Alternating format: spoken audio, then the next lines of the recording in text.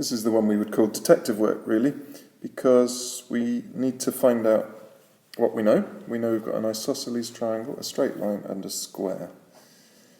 We also know that an isosceles triangle has two angles which are the same, and in fact two sides which are the same, and one that's different. So the 34 there must be different from the other two.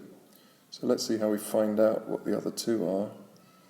We need to take 180 degrees, which is the sum of those internal angles, minus 34, which is 146. And if we divide that by 2, we will find the angle of each of those, or each of the other two angles.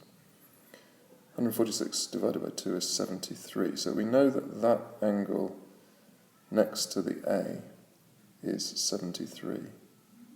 Now, if we move across, we've got a right angle, and so we know that the angle in that square is 90 degrees. So A, if we also know that the angle on a straight line is 180, we know that if we add up 90 and 73, we get 163, and if we take that away from 180, that will give us the value of angle A, which is 17 degrees.